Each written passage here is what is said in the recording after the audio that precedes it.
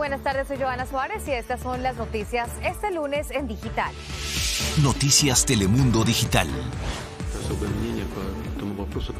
Discurso de guerra. En una combativa alocución, el presidente ruso Vladimir Putin reconoce la independencia de regiones separatistas en Ucrania y ordena el envío de tropas. Estados Unidos anuncia sanciones económicas. Deportados y maltratados. Migrantes venezolanos deportados por Estados Unidos son víctimas de agresiones al llegar allí. Noticias Telemundo investiga sigue el calvario de uno de ellos. Violencia en Nueva York. La ciudad pone en marcha un plan para frenar el crimen en el metro. 6 personas son apuñaladas en los trenes en un periodo de 48 horas. Crece el escándalo. Divulgan el contrato de alquiler del hijo del presidente de México por la casa en Houston de un contratista de Pemex. AMLO reanuda sus ataques contra el periodista que reveló la polémica renta. ¿Qué tal? Buenas tardes. Comenzamos con una noticia en desarrollo. En un discurso incendiario, el presidente de Rusia, Vladimir Putin, ordenó el despliegue de tropas a 2 regiones separatistas prorrusas de Ucrania. La decisión aumenta las tensiones con Estados Unidos y como respuesta, el gobierno de Biden anunció sanciones económicas contra las regiones separatistas. Cristina Londoño está en Washington. Cristina, la guerra está más cerca que nunca. Bueno, Joana, como bien decías, tenemos tropas rusas en movimiento hacia una región que Ucrania considera suya. Estados Unidos dice que ya ha habido militares rusos en esa zona de manera encubierta desde hace mucho tiempo. Sin embargo, esta tarde participé en una llamada con altos funcionarios de la Casa Blanca. Ellos dicen que lo que hizo hoy Vladimir Putin fue tratar de justificarle a su pueblo una guerra y anunciaron que vienen además nuevas sanciones. La agresión más grande hasta el momento fue con papel y pluma. El presidente ruso Vladimir Putin reconoció la independencia de 2 provincias ucranianas y decretó el envío de tropas que llamó de paz a protegerlas, a la zona conocida como Donbass, en donde ha habido fuertes combates en los últimos días con separatistas rusos. Los comandantes rebeldes estaban a su lado en el Kremlin. En su iracundo discurso, Putin dijo que Ucrania es un accidente de la historia y un títere de Occidente. Antesala, dice este experto, de la catástrofe que se avecina. Esto sería el comienzo de un proceso de anexión. Putin claramente considera que Ucrania no tiene derecho a existir, que es parte de Rusia. La Casa Blanca afirmó que había anticipado algo así y detalló la respuesta inmediata del gobierno. Una orden ejecutiva del presidente Biden que prohíbe inversiones, comercio y financiamiento con las provincias que reconoció Moscú y anuncia sanciones contra quienes operen en esa región. Dejaron claro que estas no son las sanciones avasalladoras contra Moscú si procede con sus planes. Va a invadir toda Ucrania y hay informes de inteligencia que hablan que desde Bielorrusia al norte de Ucrania van a invadir para ocupar Kiev, la capital. Estados Unidos le comunicó a la ONU que el ataque incluiría la persecución de políticos, activistas y personas LGBTQ, entre otras, para asesinarlas, torturarlas y encerrarlas en campamentos. There will be an even greater form of brutality because this will not simply be some conventional war between 2 armies. It will be a war waged by Russia on the Ukrainian people to repress them, to crush them, to harm them. Después de la movida de Putin, el presidente Biden esta tarde mantuvo conversaciones con los líderes de Francia, Alemania y con su homólogo ucraniano Volodymyr Zelensky. Y Zelensky precisamente esta tarde pidió una reunión de emergencia del Consejo Nacional de la ONU. Cristina, ¿y se sabe qué pasó en la llamada con Biden con el presidente de Ucrania? Duró unos 40 minutos. Se sabe que el presidente Biden le dio su apoyo, condenó la acción de Putin de reconocer la independencia de estas provincias separatistas ucranianas.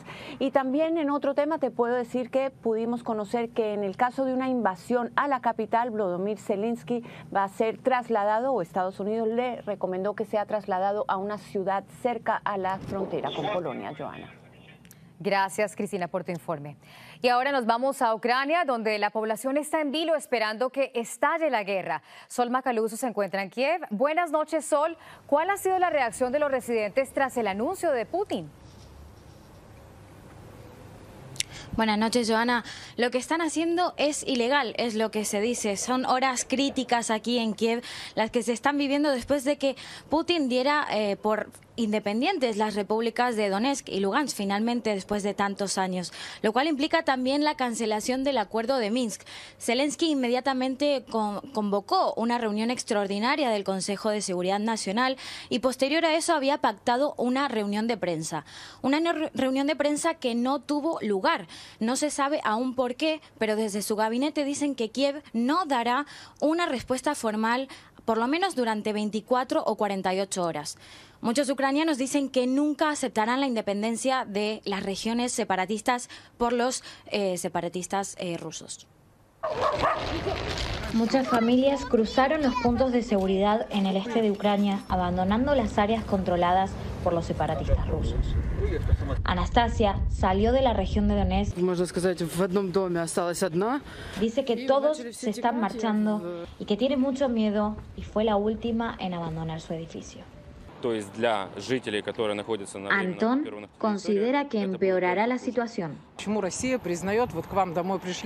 María cree que provocará una guerra, porque la gente va a pelear por su país.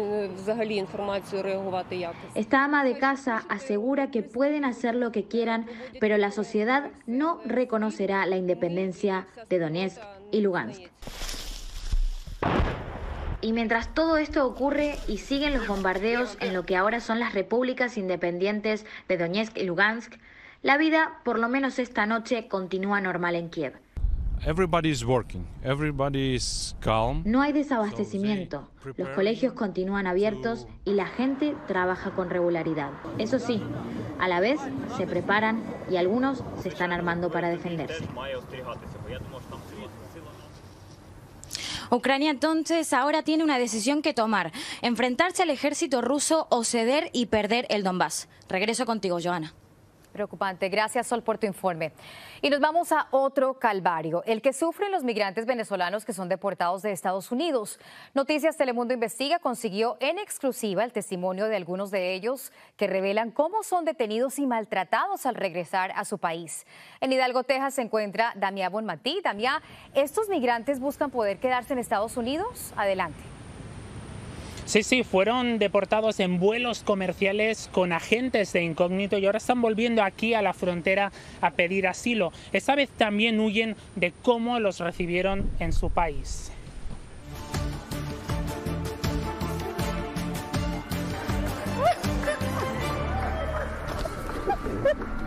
Es más que un abrazo entre una madre y su hijo después de 8 meses sin verse. Lo consideran también una victoria para la comunidad venezolana. Un momento más feliz en mi vida. Celebran que él, Ricardo Villasmil, tenga una oportunidad de lograr asilo en Estados Unidos. No tengo palabras. Este inmigrante de 23 años fue uno de los venezolanos que el gobierno de Joe Biden expulsó, usando República Dominicana como escala en deportaciones silenciosas, como revelamos en Noticias Telemundo Investiga. Y fue así, en un vuelo comercial y con agentes migratorios de incógnito, algo que ha desatado críticas incluso dentro del Partido Demócrata. Estamos aquí investigando este tema. Ricardo rompió en llanto cuando habló con nosotros por primera vez desde Venezuela.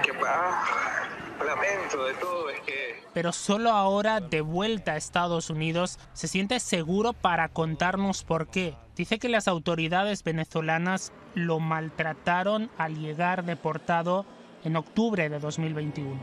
Ahí empezó la película de terror. Llega una persona y me agarra del cuello y me obliga, me forcejea el cuello para poner mi cabeza entre mis rodillas. Se me acerca y me dice, si te mueves, te mato. Dice que estuvo detenido unas 15 horas, que lo ahogaron con una bolsa y lo patearon, tanto que las secuelas han durado meses. Y ellos me dicen, ¿no estabas en Estados Unidos, pues? Pide la ayuda a Biden, mariquito.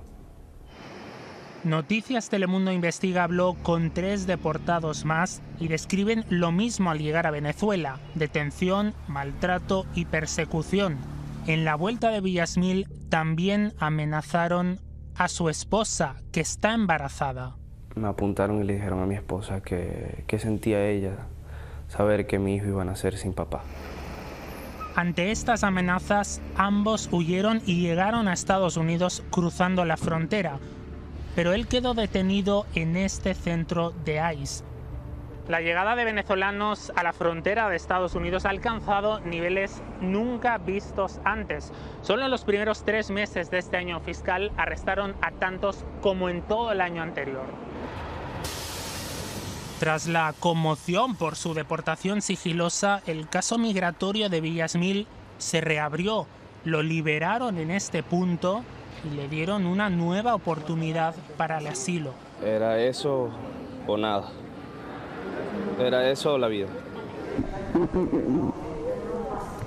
Huye de las amenazas a toda su familia, también del secuestro de su madre y el asesinato de su padre por razones políticas. Por eso él, que creció sin papá, se prometió que su hijo no pasará por lo mismo.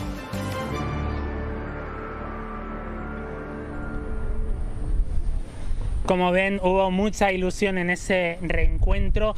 Los abogados nos dicen que ahí se está valorando caso a caso quién sale liberado, mientras que la agencia no respondió a nuestra pregunta de si esas deportaciones seguirán en sus casos migratorios. Joana. Gracias, Ana, por tu informe. Y en México sigue la polémica por la casa del hijo del presidente López Obrador, y mientras AMLO le exige a Estados Unidos que deje de interferir con su gobierno, su hijo y su nuera se defienden en redes sociales. Isa Osorio nos tiene los detalles. Yo voy a dedicarme a otra cosa, todavía no sé a qué. Y con el tiempo, José Ramón López Beltrán, el hijo mayor del presidente, llegó a vivir en una mansión en Houston, Texas.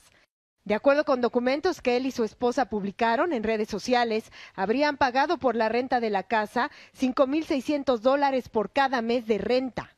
Eso aparentemente probaría que no hay conflicto de interés, pues se pagó por la casa, propiedad de un ex ejecutivo de la empresa Baker Hughes, pero la operación no habría sido registrada en el sistema que utilizan los agentes de bienes raíces en Texas.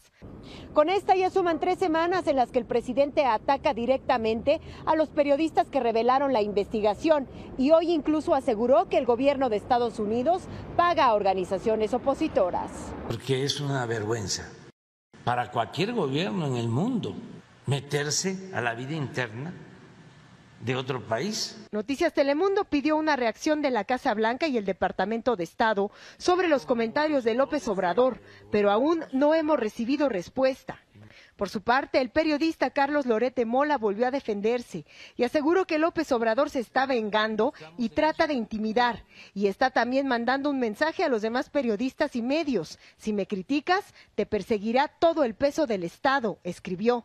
No hay corrupción. Y ahora, solo el tiempo decidirá hasta cuándo el presidente continuará esta guerra en contra de los periodistas y organizaciones que destaparon el escándalo.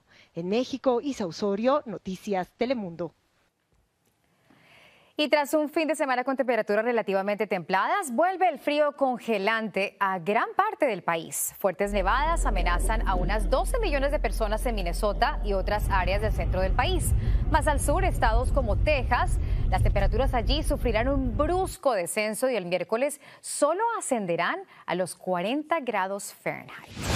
Inicia en Nueva York una lucha directa contra la ola de violencia en el metro de la ciudad que solo este fin de semana dejó 6 heridos. Hoy comenzó un plan de seguridad con más policías, pero también expertos en salud mental que se van a enfocar en los desamparados. Ángel Villagómez nos explica los cambios que se esperan. 6 personas apuñaladas en menos de 48 horas en los trenes de la Gran Manzana, justo después del anuncio de 17 páginas del plan del alcalde de la ciudad de Nueva York junto a la gobernadora para disminuir el número de crímenes en la ciudad. Sí se siente esa inseguridad aquí en los trenes porque realmente pienso que hace falta más vigilancia de la policía. Hoy entra en vigencia el plan de seguridad en el subterráneo, el cual incluye añadir más equipos de ayuda, entre ellos asistencia de salud mental y capacitar a los oficiales del Departamento de Policía de Nueva York. Además, ampliar los centros de acogida en la ciudad, lo que muchos califican como punto clave. Cándido Jerez, quien es desamparado y lleva más de 30 años viviendo en los trenes de Nueva York, fue una de las primeras personas en ser removidas del vagón donde dormía. Estaba durmiendo en el tren y me sacaron con mi sobrecama, mi almohada, y me dijeron, no, hay un cambio aquí en el tren, no voy a poder dormir en el tren más nada. Son 30 los equipos con la misión de convencer a los desamparados que desalojen las estaciones de los trenes y también las calles y acepten ser llevados a servicios de rehabilitación. Según autoridades, muchos de los delitos de más alto perfil, como la mujer que murió tras ser empujada a los rieles frente a un tren en Times Square en enero, fueron cometidos por personas sin hogar, por lo que es urgente abordar ese problema en particular. Según datos del Departamento de Policía de Nueva York, en el 2022 se han reportado 276 casos de crímenes en los subterráneos, a diferencia de los 167 casos reportados en el 2021. Este fin de semana, entre las víctimas se encuentra este pequeño hispano que junto a su madre agradecen estar con vida. En Nueva York, Ángel Villagómez, Noticias Telemundo. Bueno, y en este Día de los Presidentes, la impulsora del Movimiento Santuario en Chicago, Elvira Arellano, y otros activistas alzaron sus voces. Le piden al presidente Biden un alto de las deportaciones. Y como nos cuenta Rubén Pereira, es un mensaje que los hijos de Elvira llevarán hasta Washington. ¿Dónde está la reforma migratoria? Ese fue el llamado que la propulsora del Movimiento Santuario y activista Elvira Arellano le hizo al presidente Biden y legisladores federales en el marco del Día de los Presidentes. Sabemos que ha sido un poco complicado con el Congreso y el Senado, pero queremos que se pongan de acuerdo tanto republicanos como demócratas para trabajar en una reforma migratoria que dé protección a todos. Hace 15 años, Arellano llamó la atención nacional al albergarse en una iglesia de Chicago para evitar su deportación. Su hijo Saúl, quien tenía 8 años, viajó a Washington para entregarle una carta al presidente Bush. El próximo mes, Emiliano, el hijo pequeño de 8 años de Elvira, también viajará a Washington con la misma misión que tuvo su hermano Saúl. Yo estaba con un mensaje claro, que era que las redadas y las deportaciones de familias tenían que parar. Y ahora, 15 años después, con mi hermano, seguimos con ese mismo mensaje. Activistas y miembros de la comunidad inmigrante dicen sentirse frustrados porque con el expresidente Obama no se logró la reforma migratoria y aún no ven algo claro con el presidente Biden, pero no quitan el dedo del renglón para que millones de indocumentados salgan de las sombras y se detengan las deportaciones. Por eso, con cantos y oraciones pidieron que se acabe el sufrimiento de las familias por las leyes migratorias, como el caso de Martina, quien no supera la deportación de su hijo. No duermo y siempre estoy pensando si comió, si está bien. Cuando no me contesta el teléfono, me vuelvo loca. Pero Elvira pide también a los inmigrantes que tengan la fortaleza que ella sacó para luchar por quedarse en este país. No debemos tener miedo a seguir luchando porque juntos podemos lograr grandes cambios en beneficio de nuestra familia y para ayudar a otros también. Rubén Pereira, Noticias Telemundo. Y ha sido una larga lucha para ellos. Gran Bretaña anunció el fin de la mayoría de las restricciones por el COVID-19. El primer ministro Boris Johnson dijo que pasarán de las restricciones gubernamentales a la responsabilidad personal. Agregó que el requisito de aislarse en caso de un contagio culminará el jueves y dejarán de rastrear a los contactos de las personas contagiadas. Por su parte, la reina Isabel II sigue con sus funciones a pesar de tener COVID. Este miércoles se reunirá virtualmente con el primer ministro británico Boris Johnson. La reina está bajo cuarentena en el Palacio de Windsor con síntomas leves. En Honduras fue reforzada la seguridad en la Unidad Especial de la Policía Nacional, donde está detenido el expresidente Juan Orlando Hernández. El director de la unidad indicó que se busca proteger la integridad del exmandatario, que está bajo arresto preventivo a petición de Estados Unidos bajo cargos de narcotráfico y uso de armas. Hernández culminó su segundo mandato el pasado 27 de enero. Y Colombia despenaliza el aborto en los primeros 6 meses de gestación. Activistas celebraron afuera de la Corte Constitucional y otros protestaron después que el tribunal aprobara por 5 votos a 4 la interrupción voluntaria del embarazo hasta las 24 semanas. Abortar continuará siendo ilegal a partir de los 6 meses, a menos que el embarazo sea un riesgo para la salud de la mamá, sea producto de una violación o haya malformación del feto. Síganos en nuestras redes sociales para más noticias y visite noticiastelemundo.com.